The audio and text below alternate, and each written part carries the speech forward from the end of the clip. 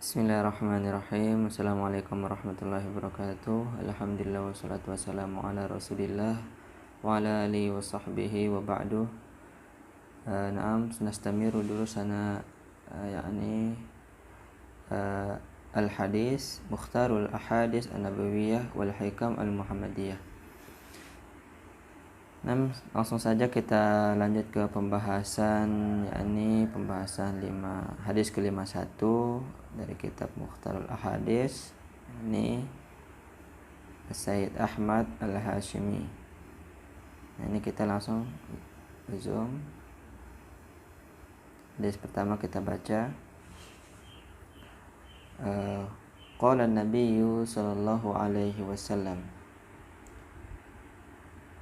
Ini hadis nomor 1 ya. Idza ataakallahu malan falyura asaru ni'matillahi 'alaika wa karamatihi. Nah, jadi Nabi Muhammad SAW bersabda, tatkala ketika datang suatu harta, maka hendaknya diperlihatkan. Harta ini apa? Ya, sifatnya umum ya. Asaru ni'matillahi 'alaika. Dan perlihatkanlah bukti nikmat-nikmat Allah terhadap kalian dan kemuliaannya. Nah, ini kita boleh memperlihatkan untuk membuktikan ini loh bentuk nikmat Tuhan itu. Dalam surat Ad-Duha juga pun disebutkan wa amma bi ni'mati rabbika fahaddits. Itu salah satu dalil dari Al-Quran. Apabila kita mendapatkan nikmat, kita boleh memperlihatkan nikmat Tuhan itu dan sebagai juga bentuk menunjukkan kemuliaannya gitu.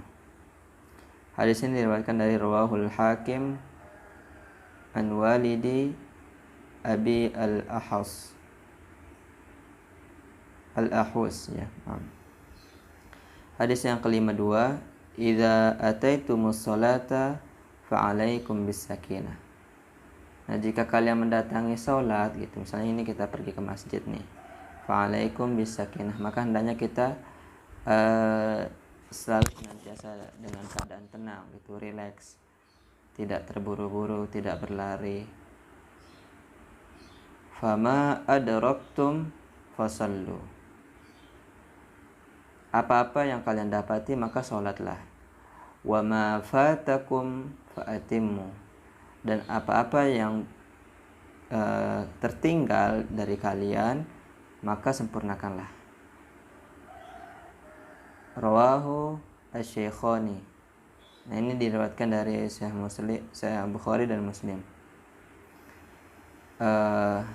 Ini penting ya untuk selalu senantiasa menjaga ketenangan. Karena kenapa? Karena ketika kita terburu-buru dalam sholat gitu, menuju ke masjid misalnya nih, mau ngejar masbuk gitu. Nah, pas kita datang pun itu hati kita masih terasa gelisah dan tidak tenang gitu. Kita ini mau berhadapan dengan Tuhan langsung gitu. Nah, itu pentingnya untuk menjaga ketenangan gitu. Hadis selanjutnya, idza ahabballahu 'abdan ibtalahu. Jadi jikalau Allah mencintai seorang hamba, ibtalahu, maka ia akan diberikan cobaan, liyasma'a tadarru'ahu, agar mendengar rintihan dari doa-doanya gitu. Nah, jadi seakan-akan ya, ketika Tuhan rindu kepada hambanya gitu ya, ketika Tuhan rindu kepada hambanya, maka ia diberikan cobaan. Untuk apa? Ya, untuk Tuhan ini rindu loh doa-doa yang dari hambanya yang selalu merintih gitu, yang penuh dengan khusyuk gitu dalam doanya gitu. Rawahul Baihaqi an Abi Hurairah. Ini hadisnya diriwayatkan dari Al-Baihaqi dari sahabat Abi Hurairah. Hadis ke-54, idza ahsana ar-rajulu sholata fa atamma ruku'ahu wa sujudaha. Ruku'aha wa sujudaha. Ya, jadi jikalau seorang laki-laki baik dalam sholatnya itu, maka ia menyempurnakan ruku'nya dan sujudnya. Qalatis shalah. Nah, sholat itu berkata kepada apa? Orang yang menyempurnakan ruku' dan sujudnya itu apa katanya? Hafizakallahu kama hafiztani. Semoga Allah senantiasa menjagamu sebagaimana engkau menjagaku. Faturfa'u. Jadi salatnya itu setelah salat mendoakan, dia diangkat ke langit gitu. Terus wa idza asa as-salata falyutim ruku'aha wa sujudaha. Dan seorang yang buruk salatnya itu ialah ia tidak menyempurnakan ruku' dan sujudnya. Qalatis shalah. Salat pun berkata juga gitu kepada orang yang tidak menyempurnakan ruku' dan sujudnya itu. Dayya'akallahu kama dayya'tani. Semoga Allah menyengsarakan, menyia-nyiakanmu sebagaimana engkau menyia-nyiakanku. Fatulaffu kama yulaffu thawbu al-khalaq. Jadi salatnya itu ya dilipat gitu sebagaimana melipat baju gitu. Ya, digulung-gulung, fayudrabu biha wajhuhu. Setelah dilipat ini, lalu salatnya itu dilempar ke orang yang tidak menyempurnakan ruku' dan sujudnya itu. Nah, ini penting untuk kita jaga ketika dalam salat, bahwa hendaknya kita jangan tergesa-gesa dalam ruku' dan sujud. Ya, sebenarnya semuanya, tapi yang ditekankan ini hanya dua ya. Jadi ketika ruku' dan sujud. Rawahu at-Tayalisi an Ubadah bin Samit As-Samit ya.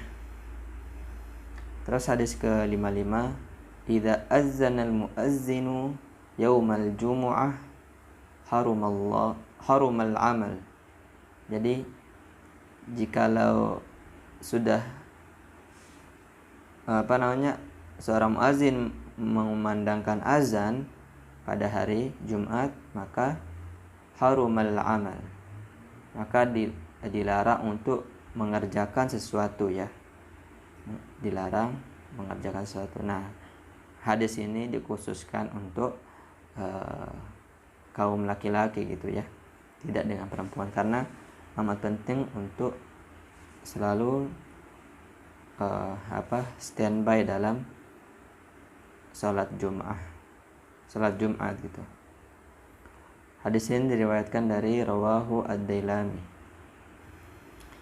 Lanjut, idza ataita malja'aka fatawadda wudu'aka lis-salati. Jika kalian hendak mendatangi tempat tidur kalian, maka berwudulah seperti wudu kalian pada waktu sholat gitu. Summa yattaji' ala syiqqikal ayman. Lalu berbaringlah di sisi kanan kalian. Summa qul. Nah, jadi kan kita ini tidur kan menghadap kanan gitu kan. Nah, terus setelah kita tidur baring gitu, lalu kita membaca doa ini, summa qul Allahumma aslamtu wajhi ilaika. Ya Allah, aku berserah diri, menyerahkan ini, menghadap itu wajahnya itu kepada Allah. Wa fawwadtu amri ilaika. Jadi dia juga berpasrah diri seluruh urusannya kepada Allah. Wa alja'tu zahri ilaika. dan punggungnya ini dia serahkan pula, dan menyandarkan punggungnya ini kepada Allah. Raghbatan wa rahbatan ilaika, dengan penuh kekhusyuan gitu. Raghbatan wa rahbatan ini satu frase lah gitu ya. Jadi dengan rasa amat yang penuh keinginan dan khusyuk gitu, dengan rasa takut gitu kepada Allah. La malja'a wa la manja minka illa ilaika. Jadi tidak ada yang patut untuk tidak ada tempat bersandar diri, dan tidak ada untuk tempat pertolongan gitu. La manja minka illa ilaika, kecuali ialah Allah gitu. Allahumma amantu bi kitabikal ladzi anzalta. Ya Allah, aku beriman terhadap kitabmu yang telah engkau turunkan. Wa nabiyyika alladzi arsalta, dan nabimu, utusanmu yang telah engkau utus gitu. Rawahul Bukhari wa Muslim. Hadis selanjutnya, idza aradallahu bi'abdin khairan ja'ala ghina'uhu fi nafsihi. Nah, ketika Allah menghendaki kebaikan terhadap hamba, maka Allah menjadikannya kaya di dalam dirinya gitu, di dalam hatinya gitu. Dia selalu merasa cukup gitu. Wa tuqahu fi qalbi, dan ia akan menanamkan ketakwaan di dalam hatinya. Wa idza aradallahu bi'abdin syarran ja'ala faqrahu baina 'ainai. Dan jika Allah menghendaki keburukan terhadap hamba, maka ia menjadikannya fakir dalam pandangannya gitu. Dia selalu merasa kekurangan gitu. Ya, sifat-sifat hal yang materi gitu ya. Rawahul Hakim an Abi Hurairah. Hadis ini diriwayatkan dari Al-Hakim dari sahabat Abu Hurairah. Hadis selanjutnya Idza aradallahu bi'abdin khaira faqahu fid din. Jika Allah menghendaki kebaikan kepada hamba, maka Allah akan memahamkannya dalam urusan agama. Wa zahhadahu fid dunya, dan zuhud terhadap dunia. Wa bassarahu uyubahu, dan ia selalu melihat kekurangannya sendiri. Jadi dia tidak sempat melihat ke aib-aib orang lain gitu selain dirinya. Rawahul Baihaqi an Anas. Hadis riwayat Al-Baihaqi dari sahabat Anas. Lanjutnya, idza aradallahu bi'abdil khaira ajjala lahul 'uqubah fid dunya. Jika Allah menghendaki kebaikan terhadap hamba, maka Allah mempercepat hukumannya di dunia gitu. Wa idza aradallahu bi'abdi syarra amsaka anhu bidzambi. Dan jika Allah menghendaki keburukan terhadap hamba, maka ia menangguhkan atau menahan anhu bidzambi, menahan gitu dosa-dosanya gitu. Hatta yuwafa bihi yaumil qiyamah, hingga nanti gitu ia akan dihukum secara benar-benar di akhirat nanti. Rawahu At-Tabarani an Imar bin Yasir. Hadis diriwayatkan dari At-Tabarani. Dan yang terakhir yang ke-60, idza aradallahu bi'abdi khairan fataha lahu qufla qalbihi. Jika Allah menghendaki kebaikan terhadap hamba, maka ia akan membuka penutup di dalam hatinya itu. Jadi ada ketika kita membuat dosa ini ya, nah maka dosa itu akan menjadi bintik-bintik hitam yang disebut dengan nutqah. Nah, nutqah ini yang mentabirkan kita dari sifat-sifat kebenaran. Nah, jika Allah menghendaki kebaikan kepada hamba, maka ia akan membuka semua apa yang menghalangi hati kita itu. Wa ja'ala fihi al-yaqina was-sidqa, dan ia menjadikannya yakin dan membenarkan kebenaran itu.